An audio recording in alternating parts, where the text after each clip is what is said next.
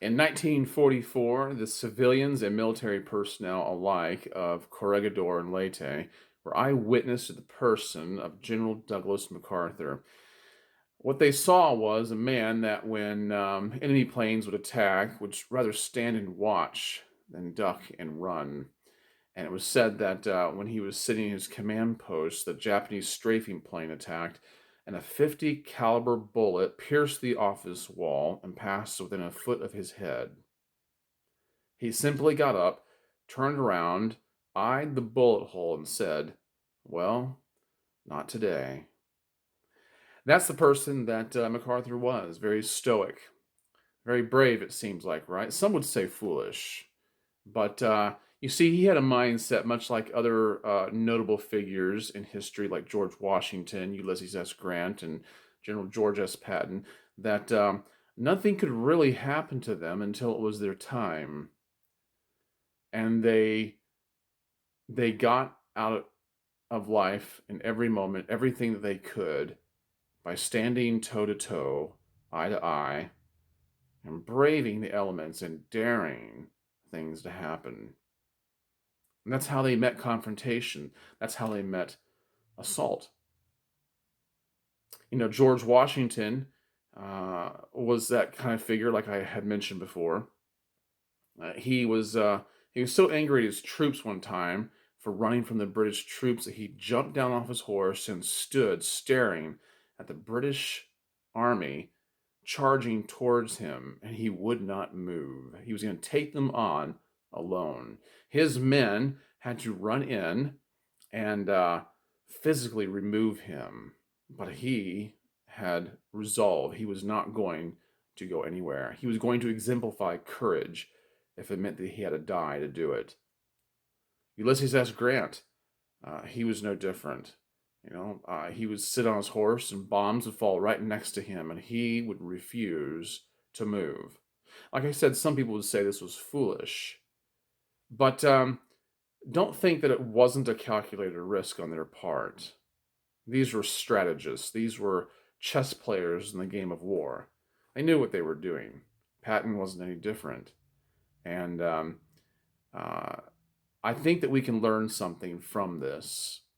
We all have different ways of handling the assaults that rain down upon us, that pockmark the landscape of our life with the bullet marks of retorts, insults, um, anything that's levied against us that would typically bring shame and derogatory connotations.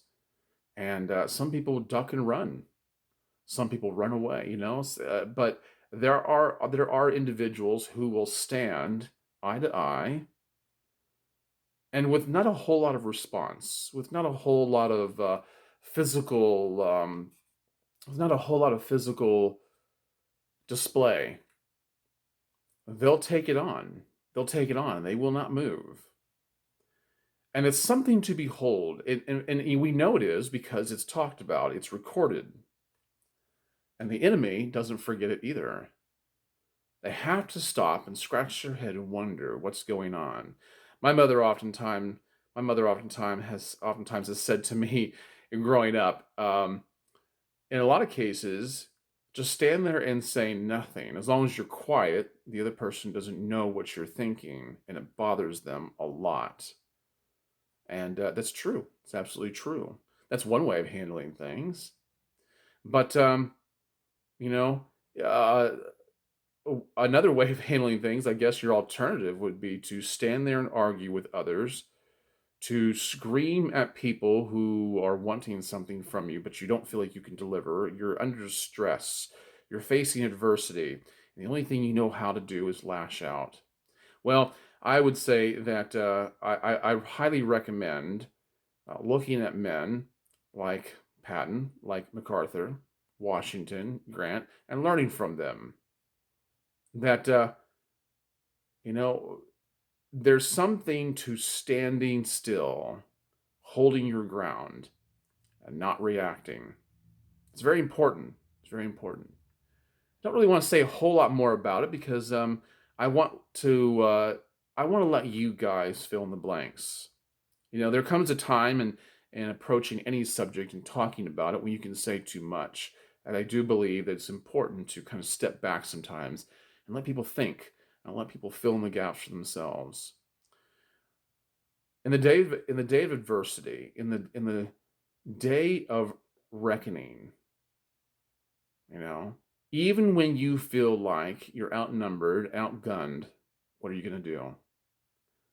Well, sometimes it is wise to run. Sometimes it is wise to take a different course of action.